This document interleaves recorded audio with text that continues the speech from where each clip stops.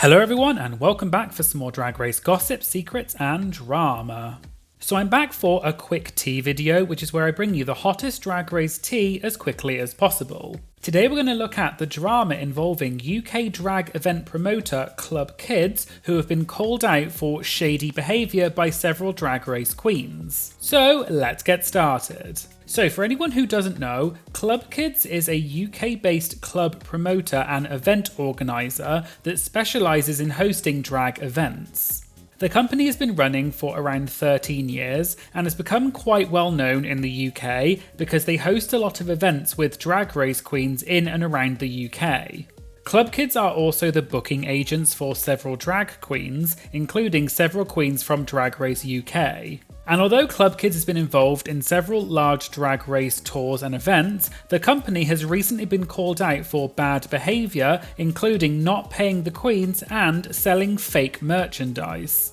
Although Klub Kids has been called out in the past as well, the drama recently seemed to start on the 11th of October when Sminty Drop from Drag Race UK Season 4 tweeted saying, "It's sad that with the amount I've worked this year, I should be very financially comfortable and be able to move out of my mum's house to start a life with my boyfriend, but I've still not been paid for 90% of the gigs I've done this year, lol, I'm tired." And many people in the comments, including several Drag Race queens such as Kerry Colby, Deja Skye and Scarlett Harlot, sent their support and also said that they had had similar experiences. Several people in the replies to Sminty's post then started saying that it was Klub Kids that Sminty was referring to, and many people started sharing their bad experiences with Klub Kids. A Dundee-based drag queen named Miss Peaches said that she had done a show for Klub Kids that happened last Halloween and had not been paid for it. And then UK Season 2 winner Lawrence Chaney replied and was shocked that Miss Peaches hadn't been paid when Miss Peaches opened for Lawrence back in October 2022. To which Miss Peaches replied and said that Klub Kids only pay drag race queens and not the local queens. But then Lawrence said that Klub Kids also wasn't paying drag race queens either. Lawrence then tweeted a post with photos of two signed posters that were Lawrence, Bimini, Ahura and Tace during the UK Hun performances from Drag Race UK, and the posters were Klub Kid branded. However, Lawrence said that she did not actually sign one of the posters, and someone must have faked her signature and was selling fake merch. Lawrence said that the poster on the left was signed by her, but the one on the right was not. And you can see how different the signatures are when you compare them side by side. And the issue with this was that fans had paid for this merch thinking that it was actually signed by the queens, but the signatures had apparently been faked, allegedly by someone at Klub Kids. Bimini responded to Lawrence's post and said that they had also not signed that poster either. People then started tweeting at Lawrence asking if the merch that they had purchased was also fake. And Lawrence said that she would never sign over her face on a poster and her real signature is totally different, so yes, this merch had been faked. And someone even pointed out that in the signature, Lawrence's name was even spelled incorrectly. And the users even confirmed that this fake merch had come directly from Drag Merch UK, which Lawrence then said is managed by the same company director as Klub Kids. Lawrence also once tweeted about a man who is assumed to be Andrew from Klub Kids, although this wasn't confirmed, and Lawrence said that this man had been complaining in his Instagram stories that his drag events weren't selling, so he was pivoting to another revenue source. But then he was still posting about the drag events in his stories as well. And then Crystal Versace, who was the winner of Drag Race UK Season 3, responded to Lawrence's tweet and said, "I hope something happens from this. This mess has been happening for too long. The UK queens, queens from other franchises and local queens have been taken for a ride with this man and it needs to stop. I've had my own problems with him and it's been red flags for years. The way he's treating performers is nothing but cruel and disgusting. I hope someone helps mop up this mess and give queens here a chance to earn a living, entertain people that love drag. From my perspective, this man has slowly killed the art of drag in this country for a while now."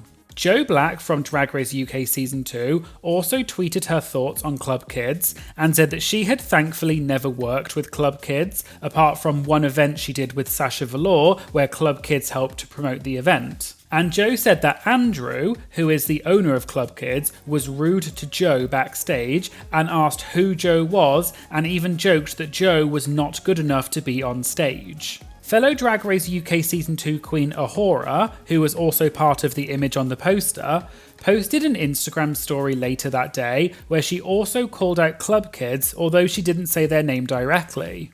Ahura said, "I wasn't going to say my part with what's happening, but being public, seeing what's on Twitter, I'm going to speak out and say how I haven't been paid for any of my work this entire year too, and not received a penny for my merch sales. I'm owed over 30k from this company, and it's caused me to have to make a lot of financial sacrifices and adjust my living due to one person who I've spent the best of 2 years constantly chasing for money and crying down the phone. I'm over it, and I'm so thankful that this has come to light because the anxiety and stress it's caused for us all has been horrific. I just hope everyone gets what they've worked for."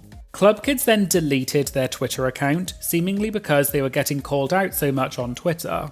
However, their Instagram is still active, and Klub Kids posted an Instagram story, which seems to have since been deleted, edited, and then re-uploaded. In the first story, Andrew, the owner of Klub Kids, said that he had seen some complaints on Twitter about Klub Kids, and he asked for people to get in touch with him directly, and he also implied as though he was not made aware of any of these issues. Klub Kids has since then posted a different Instagram story, which is much longer. I won't read the full post, but in summary, Andrew has said that he is aware that Klub Kids still owes several artists a lot of money, and he apologises for that, and says that the company has had a lot of financial issues, and he plans to rectify these mistakes.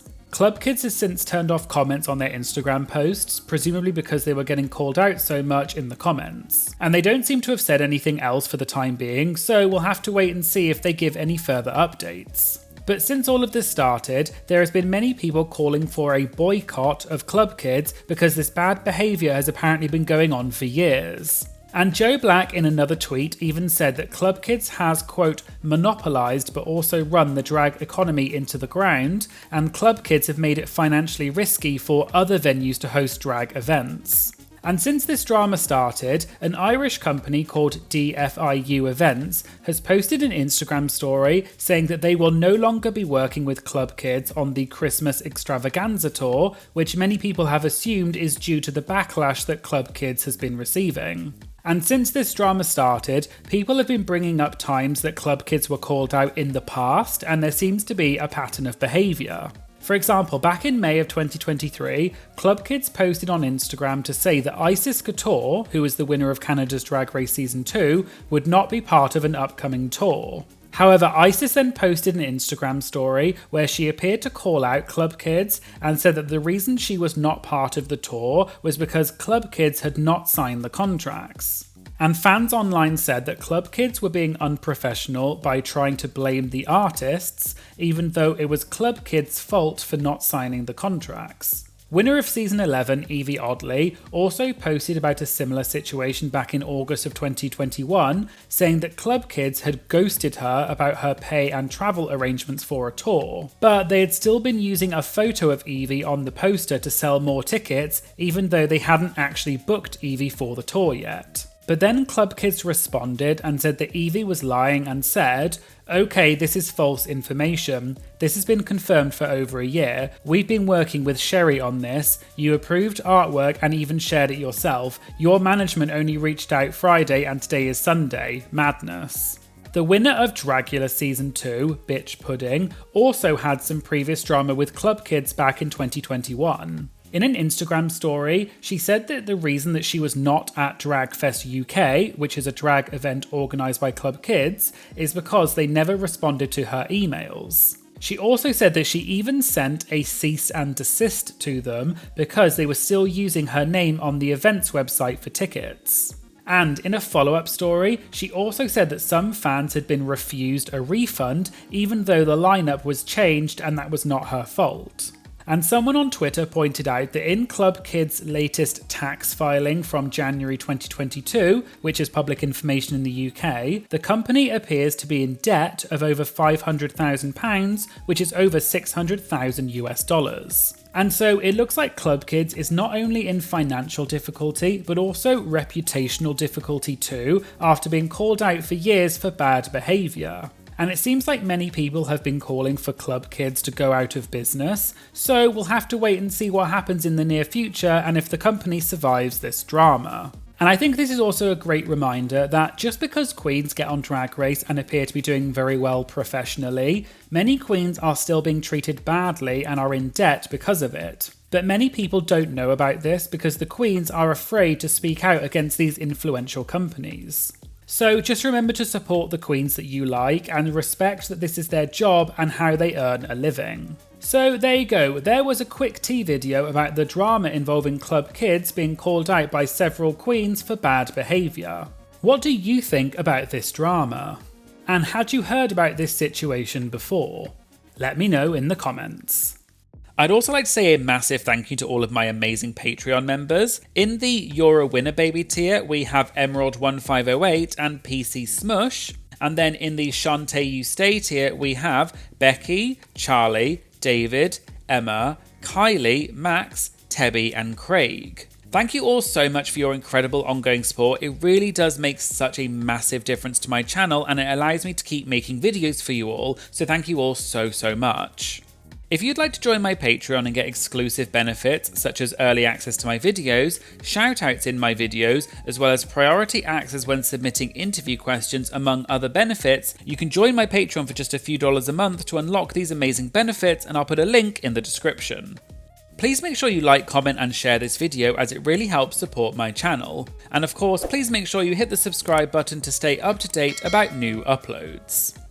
Thanks for watching and I hope you'll join me again in future videos. Thank you, bye!